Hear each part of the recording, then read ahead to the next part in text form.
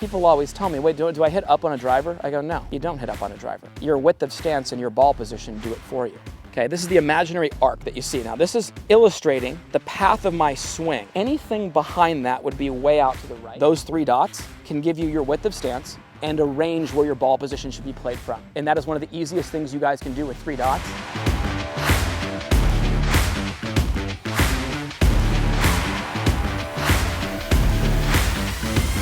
The setup from the face-on view is the first thing that I look at with every single player.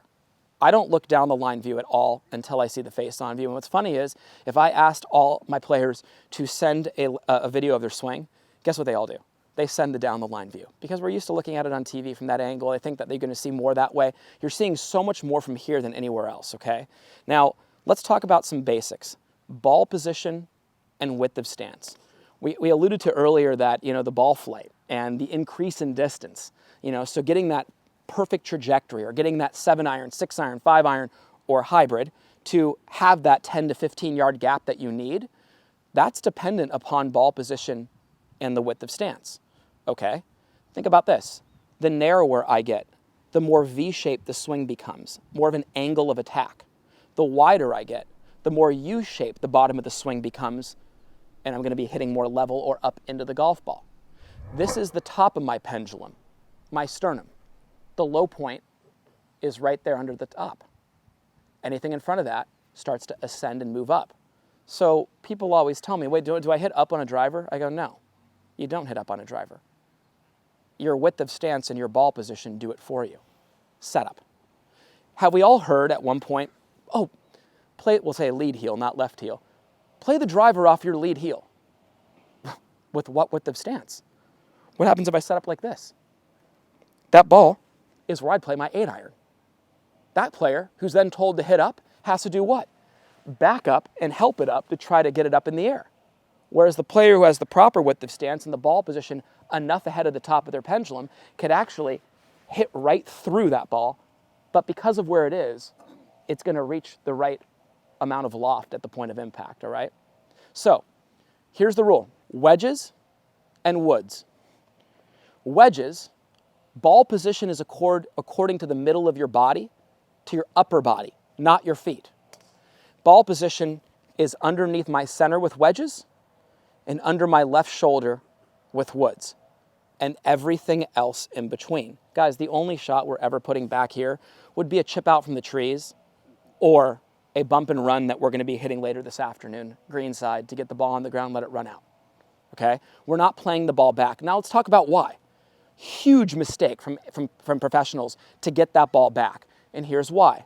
Think about an imaginary arc, okay, at the bottom of your swing here, and here's what I mean by that. Here's the center point, and here's the arc right here.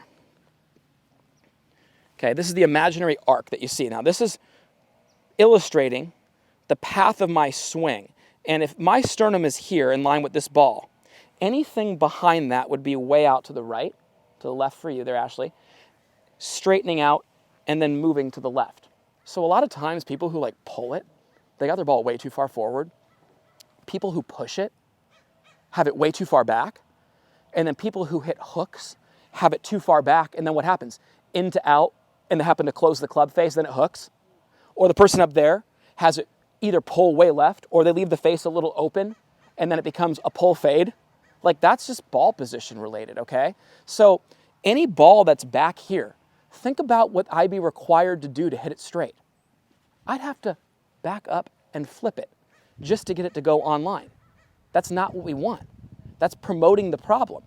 A ball position that lives middle to forward allows the player to do what we call covering the ball with their chest getting on top of the lead foot, and gives us the ability to drive the handle forward and swing the handle, not the club head itself, okay? So if you're gonna err on the side of having the ball too far back or too far forward, what would I tell you for technique's sake? Too far forward all day. Wedges, woods, and everything else in between. Now, here's the big one. Width of stance. According to shoulder width, your wedges should be on the outside of your feet, meaning outsides of shoulders, outsides of feet. A little narrower, ball under the middle, V-shaped swing with that ball in the middle underneath the top of my pendulum. The ability for me with this pitching wedge, right? Even I'm just hitting a little chip out there. Watch. See that downward contact right there? That divot after the golf ball? I don't want to add loft to an already lofted club. I want to, if anything, de-loft it, right? And that little pitch shot, that compression that you heard right there came from my setup. Now think about it. Let's just say I play that thing way up there with a wider stance. Same golf swing. Hear the bottom groove right there? I'm swinging right up into it. There was no downward angle of attack into that, right? So very important to understand that. You know, that was just setup related. I didn't change my swing. I changed my setup and got a complete different sound and effect of the shot, right? So that's important to know. Now, irons. Middle of feet to the outsides of the shoulders.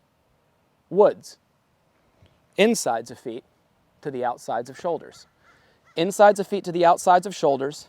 Now you can play it off your left heel or lead heel because now it's under your left shoulder. And that's where the club can extend and swing up into the golf ball. Wider stance, more U-shaped swing, ball position forward. Hey, I'm not hitting up on that. I'm just giving the club a chance to square up. That long club, it gets all that time to square up and swing up into it without me trying to do so just because of my setup once again, okay? So, you know what we do? Our players on tour. I was just on tour. I was just out in Cabo about a week ago with a player of mine, Mason Anderson, is a rookie on tour. He's got this thing set up every day. Not only does it help you with alignment, but guess what you can do? A dot here, and a dot at the midpoint. Those 3 dots can give you your width of stance and a range where your ball position should be played from. And that is one of the easiest things you guys can do with 3 dots to be able to stay consistent, not only with your alignment, but with your width of stance and at least be able to look down and gauge where your ball position should be. So if I had that mid dot like right here, right? That's like where the mid dot is, and I'm hitting a wedge.